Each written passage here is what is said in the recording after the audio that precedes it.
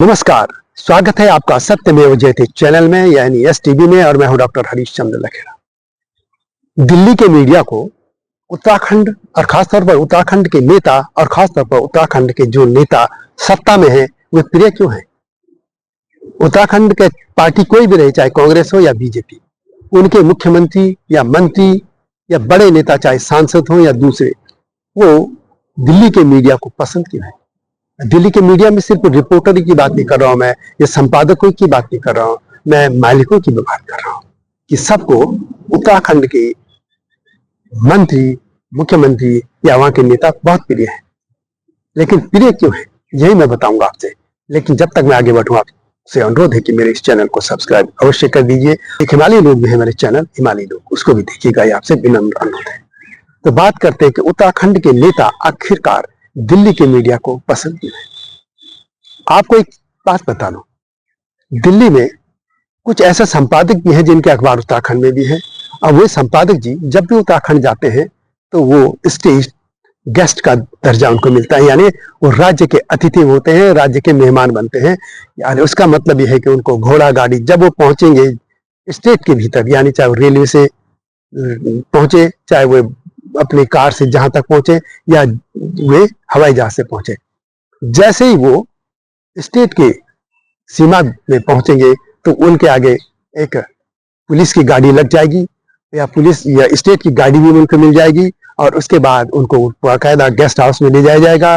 पूरा खाना पीना रहना, घोड़ा गाड़ी सब सरकार का होगा। इसके अलावा मंत्री, मुख्यमंत्री जो भी होगा उनके साथ उनकी मुलाकात होगी, उनके साथ भोजन भी होगा। और यदि किसी दूसरे इलाके में जा रहे हैं, सब वो जो देहरादून में नहीं, कहीं उधर जा रहे हैं, नैनीताल की तरफ जा रहे हैं, मसूरी जा रहे हैं, अल्मोड़ा जा रहे हैं, पिथौरागढ़ जा रहे हैं, उत्तरकाशी, चमोली, कहीं भी जा रहे हैं, तो वहां फिर उनको DM वगैरह सैल्यूट मानने आएंगे।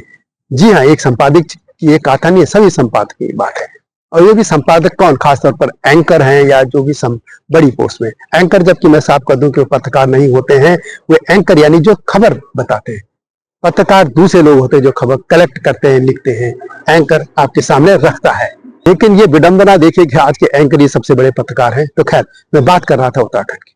उत्तराखंड के नेता लोग इसलिए दिल्ली के मीडिया को पसंद है क्योंकि एक हिल स्टेट जो है, दिल्ली से बहुत पास उत्तराखंड है। आप 6 घंटे में कहीं भी पहुंच सकते हैं, उत्तराखंड के नजदीक वाले जो हिल स्टेशन है। इसके अलावा यहाँ वो लोग ज्यादा, उत्तराखंड के नेताओं की आवाजाही होती है, तो संपर्क भी ज्यादा होते हैं। जबकि आपने हिमाचल को देखा होगा, हिमाचल यदि एक तो यहाँ से दूर भी पड़ता है, करीब 10-12 घंटे चाहिए जाने के लिए। इसके अलावा उत्तराखंड के नेताओं की तरह हिमाचल के नेता यहाँ ऐसा डेरा नहीं जमाते, बिल्कुल नहीं जमाते, वो बहुत कम आते हैं यहाँ पे। इसलिए जब ये लोग आते हैं, इसके अलावा उत्तराखंड के नेता दब्बू हैं। दब्बू किस्म के नेता हैं। दब्बू किस्म का इसलिए कह रहा हूं मैं क्योंकि मैंने अपनी आंखों से देखा है उत्तराखंड के बड़े बड़े नेता, उत्तराखंड के बड़े बड़े नेता, चाहे भारतीय जनता पार्टी का ऑफिस हो दिल्ली का, केंद्रीय, या कांग्रेस का, वहां के ऑफिस में यदि उत्तराखंड का मूल का यदि कोई नेता, तो बड़ा कर्मचारी भी छोड़िए, एक चपरासी भी है तो उसको भी सर करके बोलते हैं, उनकी आवभगत होती है। और जब उत्तराखंड में जाते तो एक उनको भी बड़ा ट्रीटमेंट वो देते हैं, है ना, ये बात है। बाकी और इलाकों के जो लोग हैं उनको तो देते ही हैं। उनको लगता है कि ये जो चपरासी भी है, ये नेता, ये उनके महासचिव हैं, उनके नजदीक है, तो हमारी तारीफ करता रहेगा। इतना है एक। तो दूसरा, एक वो दबंग ही नहीं नेताओं की, ठीक है, एक अभी विश्वास ही नहीं आता उनके कि हम नेता हैं, दब्बू टाइप के लोग हैं। आपको ये बता दूं कि ये जो उत्तराखंड में ये प्रवृत्ति हुई थी, जो वहां मीडिया की लूटपाट की या अय्याशी की, यानी यहाँ का जो भी मीडिया है वहां कहेगा, फोन कर देगा किसी को भी, तो उनके लिए रहना, खाना, गेस्ट हाउस सब बुक होते हैं। ये एंजॉय करते हैं, विच फैमिली जाते हैं, VIP ट्रीटमेंट। चाहे आप 4 धाम यात्रा की यात्रा कर रहे हैं तो VIP ट्रीटमेंट, यदि कहीं घूमने जा रहे हैं तो ये सब उत्तराखंड के नेता मंत्री सब ये कराते हैं। इसलिए ये उनको लोग प्रिय है, क्योंकि मीडिया को एक हिल स्टेशन चाहिए, परिवार के चाहिए, रिश्तेदार चाहिए, दोस्त चाहिए, उनको उत्तराखंड भेजो, और वो लूट रहे हैं उत्तराखंड के लोगों का पैसा। अब ये बात कहां से शुरू? बात हुई कि आपको याद होगा कि ND तिवारी आपको पता है कैसे दोनों हाथों से लूटते थे, बहुत ज्यादा। एक बाकायदा आपको याद होगा, या मैं बता दूं आपको कि जब ये राज्य बना था तो तब जो उनके हिस्से में आया था, कर्जा वो 3,500 करोड़ रुपए का था, लेकिन एनडी तिवारी के मध्यकाल तक ही 7,500 करोड़ का कर्जा हो गया था। अब तो 15-20 हजार करोड़ है, पता नहीं कितना है, ये मैंने देखा नहीं, आप देख सकते हैं। एनडी तिवारी ने परंपरा शुरू की क्योंकि वो इसी तरह का काम करते थे। उनके तो जब किसी भी राज्य में जाते थे तो 15-20 गाड़ियां उनके लिए खड़ी हो जाती थी, क्योंकि उन्हें इसी तरह के लोग पाले थे, तो वो मीडिया में वैसे लोगों को पालते थे। एनडी तिवारी के जाने के बाद खंडूड़ी आए, खंडूड़ी जी ने बिल्कुल बंद कर दिया, तो उनका बिल्कुल नहीं चलेगा, काहे कर दें हम तुम्हें। तो खंडूड़ी इसलिए अलोकप्रिय हो गया, वो खबरें इसलिए उनके खिलाफ छपने लगे लोग कि खंडूड़ी उनका मुंह नहीं लगा। जब खंडूड़ी के बाद निशंक आए तो निशंक ने तो और भी लूटपाट करते। निशंक खुद इसी तरह के थे, निशंक भी इसी तरह के थे, लेकिन निशंक का दायरा थोड़ा नीचे का था। कोई टुटपुटिया टाइप कोई संपादक पहुंच गया, अन्यथा छोटे स्तर के जो पत्रकार थे वो उनके मुंह लगे थे, तो उनके लिए वो पूरी तरह से रहना खाना घोड़ा गाड़ी ये भी करते हैं। निशंक के बाद फिर खंडूड़ी आए, फिर बैन हो गया, फिर बीजेपी सरकार चली गई और तब कांग्रेस आई, तो तब विजय बहुगुणा बने। तो विजय बहुगुणा के काल में भी ये चलता रहा। हरीश रावत आए, हरीश रावत उसमें भी ये काम होता रहा। उसके बाद फिर त्रिवेंद्र रावत आए, त्रिवेंद्र थोड़ा अक्खड़ रहे, तो उन्होंने थोड़ा सा इस पे नियंत्रण रखा, इसलिए वो भी अलोकप्रिय हो गए। तीरथ सिंह को बहुत ज्यादा समय नहीं मिला, फिर से उनका कुछ कहना भी क्या है। इसके बाद फिर पुष्कर सिंह धामी आए और फिर वही परंपरा शुरू हो गई। यानी दिल्ली का जो मीडिया है, चाहे कहीं का भी दिल्ली में है हो, और खासतौर पर जो उत्तराखंड में देखे जाने वाले चैनल हैं या उत्तराखंड जाने वाले समाचार पत्र हैं, उनसे जुड़े जितने भी चाहे एंकर हैं, टुटपुटिया चाहे रिपोर्टर भी, वो उत्तराखंड के संसाधनों का दोहन करने लगे।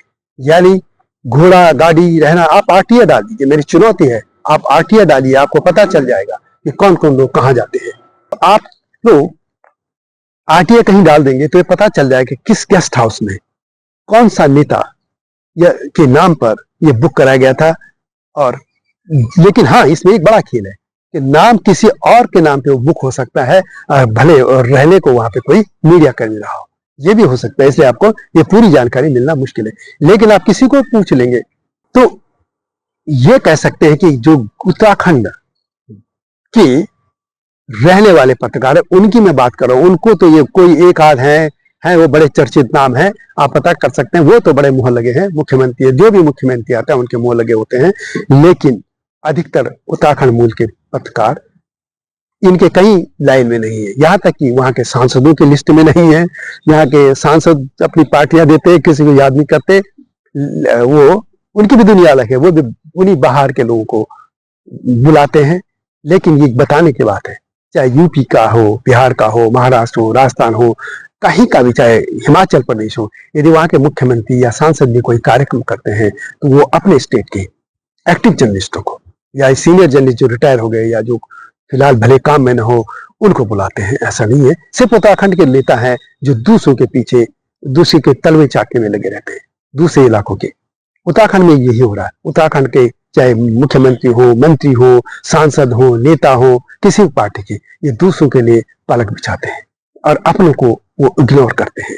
आज भी यही हो रहा है। उत्तराखंड में एक संपादक नहीं, कई संपादक हैं जो वहां गेस्ट हाउस में रहना तो छोटी बात, जो स्टेट गेस्ट का दर्जा पाने के लिए मरते रहते हैं, अपने रिपोर्टों पर दबाव डालते हैं। और मालिकों को तो के लिए का भी यही हाल है, कई मालिक भी यही करते हैं। हालांकि उनका बहुत पैसा है, उनको पैसा सर उनका कंपनी भी देती है, बहुत पैसा, ऐसा नहीं कि उनको तनख्वाह कम है, लेकिन एक आनंद अलग है। गाड़ी पुलिस जा रही, स्टेट गेस्ट है, इस तरह रुतबा जमाने की बात है। और वैसे कुछ कृपण भी होते हैं तो वो ये कर रहे हैं। और ये उत्तराखंड के लोगों को सोचना होगा कि आपके पैसे का किस तरीके से दिल्ली का मीडिया लूट रहा है, चूस रहा है। आपको देखना होगा, सचेत होना होगा कि आखिर ये कौन लोग है, दलाल किस्म के लोग वहां पे क्यों हावी हैं और अपने लोग क्यों उपेक्षित हैं, क्योंकि ये दब्बू टाइप के नेता यही करते रहेंगे। जल्दी आऊंगा इस तरह की स्टोरी के साथ, तब तक नमस्कार। हिमालय पे पेड़ हो तो गीत गाएंगी नदियाँ, गीत गाएंगी नदियाँ।